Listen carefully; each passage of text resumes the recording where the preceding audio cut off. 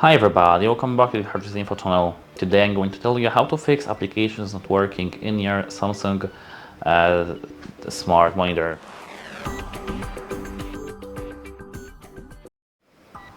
If you didn't have internet for a long time, didn't turn on your TV, smart monitor for a very long period of time, it's very common issue actually, because I did it and I did this, and I know how to fix this issue.